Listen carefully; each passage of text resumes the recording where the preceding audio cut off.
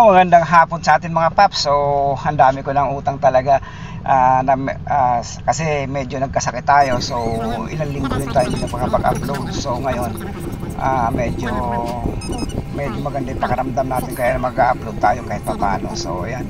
Ngayon po ay October 31. So, bukas pa yung last na. So, andito tayo sa Rojas Boulevard. So, matraffic. Napakaraming booking sa totoo lang. Pero, mangilan-ngilan na may magaganda naman na book. Katulad nito, meron akong dala na dalawang booking. So 1,800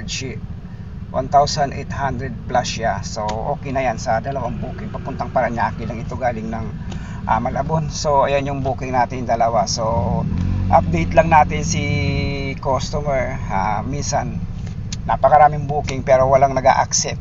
Then nga mababa yung pair. So ngayon nakita ko yung mga nagpo-pooling, kasi di ba may pooling na yung pwede siyang kahit ilan pwede mong dalhin basta pooling.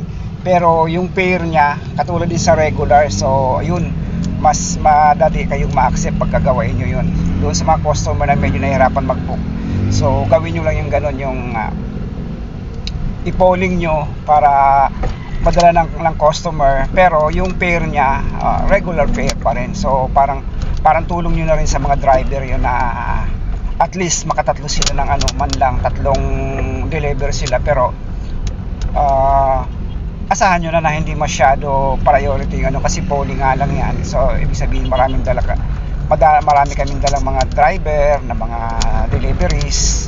So syempre, pero nevertheless makakarating yung parcel nyo, kaysa naman doon sa hindi kayo nag-polling ni regular nyo. Pag regular kasi dalawa lang pwedeng i-accept ni driver. Pero kung polling, i-poll nyo yung hanggang 3, 4 kaya pang dalahin ni driver. So mas maganda yung ganun. So medyo madilim na, so pasensya na po kasi medyo nasa ilalim tayo ng puno. Rojas Boulevard tayo na malalim yung puno. So pero pa lang 5:26 pa lang. So pero madilim na siya. So tingnan natin dito para palabas natin sa ilalim ng puno. So ayan po yung ating actual na biyahe. So ayan, pasensya na, medyo maingay din yung styrofoam ko na dala.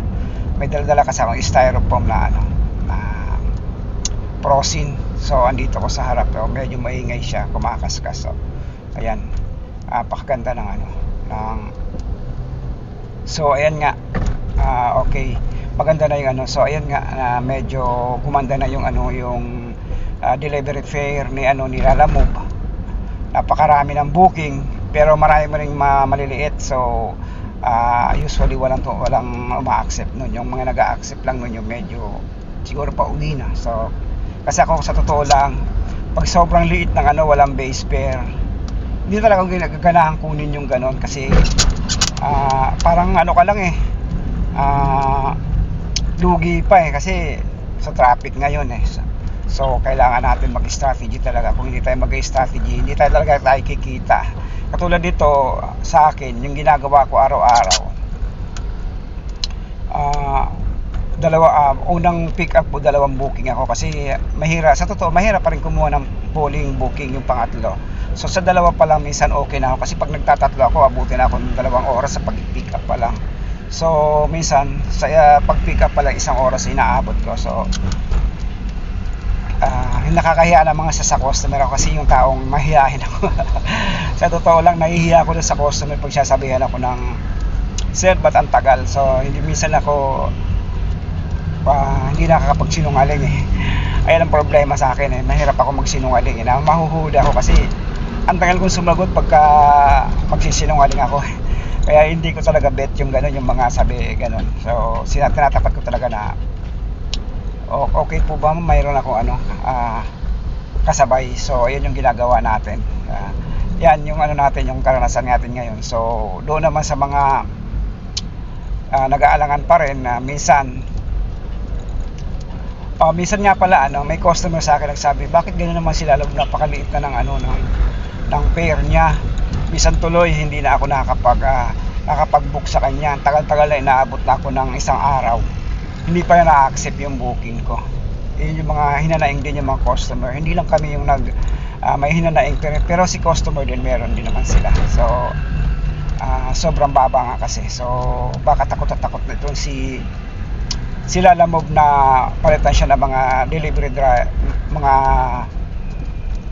customer niya, iwan siya ni customer niya kasi masyado lang binabaan para sa mga customer. Pero nagsasuffer naman yung pero hindi ko naman iniisip na magsasuffer ang mga driver. Iniisip niya rin na makakuha ng tatlo, at least makakuha ng tatlo para hindi na kumuha ng iba pang na ibang application katulad sa Transportify. Dati kasi ako ganun may Transportify ako, may Lalamove ako, pero ngayon meron pa rin naman akong Transportify tsaka Lalamove.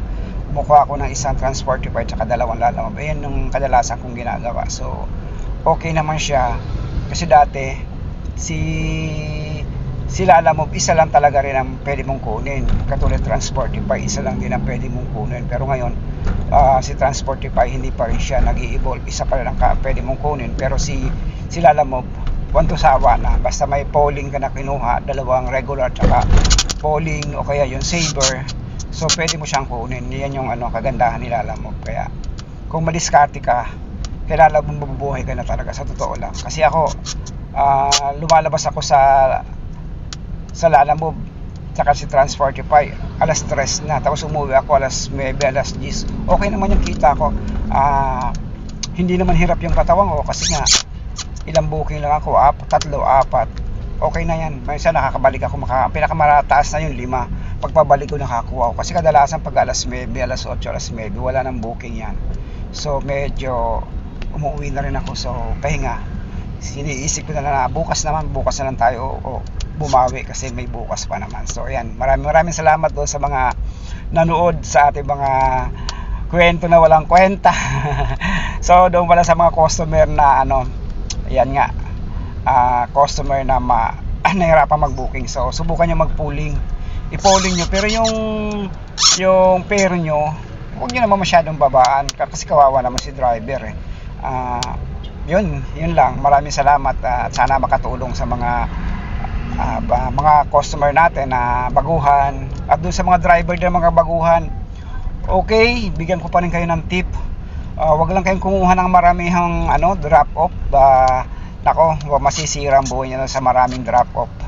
Yun lang ang malilimitahan kayong kumita diyan sa maraming drop off. Although kawawa naman si mga customer na nag-multiple drop off. So kung kayo naman nagmo-multiple drop off na customer, dagdagan nyo naman yung mga nyo. Kasi kawawa naman talaga, sa totoo lang, hindi po talaga patas yung maraming drop off, napaka-traffic. So maraming salamat kung halimbawa mabot kayo sa na to, sa video ito. So maraming salamat, and subscribe po tayo para sa next